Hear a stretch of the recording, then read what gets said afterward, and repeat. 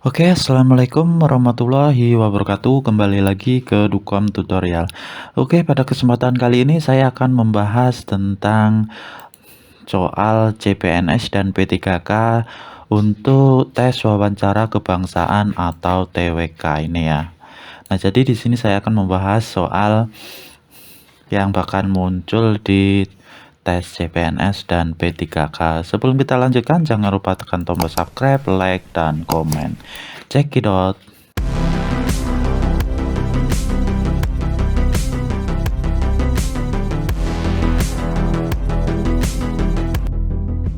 Oke, kita lanjutkan. Di sini saya akan membahas tentang tes wawasan kebangsaan atau TWK.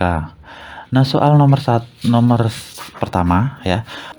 Rumusan dan susunan Pancasila yang benar dan sah tercantum dalam A. Pidato Mohyamin tanggal 29 Mei 1945, B. Piagam Jakarta Pidato Bung Karno tanggal 1 Juni 1945, D. Pembukaan Undang-Undang 1945, Mukadimah Konstitusi Semestara RIS. Ya, di sini jawabannya adalah yang D ya. Nah, ini jawabannya yang D. Ini pembahasannya rumusan dan susunan Pancasila yang benar dan sah tercantum pada pembukaan Undang-Undang 1945 yang telah disahkan oleh PPKI pada tanggal 18 Agustus 1945. Berkaitan dengan hal tersebut, Ir Soekarno mengeluarkan instruksi nomor 12/1968 pada tanggal 13 April 1968. Jadi jawabannya yang D. Oke, soal selanjutnya. Janji kemerdekaan yang akan diberikan Jepang setelah kekalahan Jepang pada saat Perang Dunia II diumumkan oleh A. Laksamana Maeda, B. Perdana Menteri Kyoto, C. Ishikawa Taiso, D. Marsekal Terauchi, E. Kumaki Harada.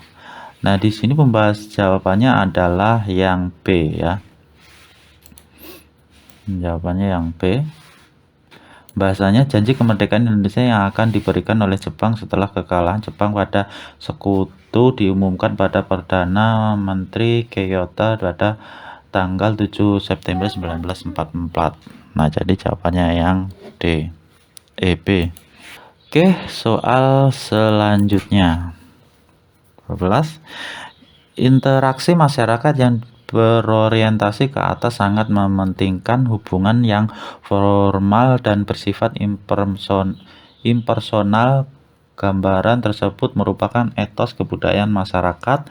A. Elit, B. Birokrat, C. Petani, D. Buruh, E. Tradisional. Jawabannya adalah yang B ya, yang B. Birokrat. Pembahasannya, interaksi masyarakat yang berorientasi ke atas sangat mementingkan hubungan yang formal dan bersifat impersonal. Gambaran tersebut merupakan etos kebudayaan masyarakat birokrat. Nah, ini berdasarkan Undang-Undang 1945, setiap pemberian amnesti dan abolisi, pengangkatan dan penerimaan duta serta pernyataan perang harus disetujui oleh A. Menteri Pertahanan, B. Panglima TNI, C. Panglima Polri, D. DPR, E. Menteri Hukum dan HAM. Jawabannya di sini adalah yang D ya. Jawabannya yang D, DPR. Pembahasannya, berdasarkan Undang-Undang 1945, selain setiap undang-undang APBN dan perjanjian luar negeri, setiap pemberian amnesti dan abolisi, pengangkatan dan penerimaan duta serta pernyataan perang harus disetujui oleh DPR. Oke, selanjutnya nomor dalam tata aturan perundang-undangan RI, Undang-Undang Dasar 1945 menempati posisi tertinggi, sedangkan peraturan perundang-undangan yang menempati posisi terbawah adalah A. Perpu, B. Perda, C. Perpres, D. Peraturan pemerintahan, E. Hukum adat. Ya, ini pembahasannya, pembentukan peraturan perundang-undangan terakhir diatur dengan Undang-Undang No. 10 Tahun 2004, di mana pada dalam pasal 7 diatur mengenai jenis dan hierarki peraturan perundang-undangan, yaitu sebagai berikut. Nah, di sini jawabannya adalah yang B, yaitu Perda, ya. Jawabannya yang B, Perda. Oke, soal selanjutnya dalam ketatanegaraan Republik Indonesia, pembentukan sebuah provinsi dapat dilakukan dengan memiliki paling sedikit A5 kabupaten atau kota, B 7 kabupaten atau kota, C 10 kabupaten atau kota, D setengah kabupaten kota dari jumlah provinsi di seluruh Indonesia, E 2/3 kabupaten atau kota dari jumlah provinsi di seluruh Indonesia. Di sini jawabannya adalah yang A5 kabupaten, ya, atau kota. Jadi pembahasannya syarat-syarat pembentukan daerah menurut Undang-Undang Nomor 32 Tahun 2004 tentang pemerintah daerah. Pada pasal 5 ayat 5 disebutkan bahwa syarat fisik sebagai yang dimaksud pada ayat 1 meliputi paling sedikit 5 kabupaten atau kota untuk membentuk provinsi, ya, di sini. Atau paling sedikit 5 kecamatan untuk membentuk kabupaten kota. Nah, ini dan 4 kecamatan untuk membentuk kota lokasi calon ibu kota sarana.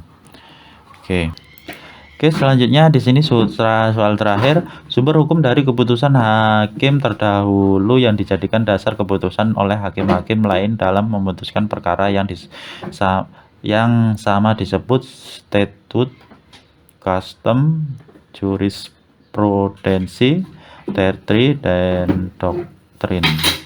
Jawabannya adalah yang C, ya, jurisprudensi. Keputusan hakim jurisprudensi adalah keputusan hakim terdahulu yang dijadikan dasar keputusan oleh hakim-hakim lainnya dalam memutuskan perkara yang sama. Jadi jawabannya yang Oke, mungkin di sini saja untuk pembahasan soal untuk TWK. Tunggu part selanjutnya. Sebelum saya akhiri, jangan lupa tekan tombol subscribe, like, dan komen. Saya Ri. Assalamualaikum warahmatullahi wabarakatuh.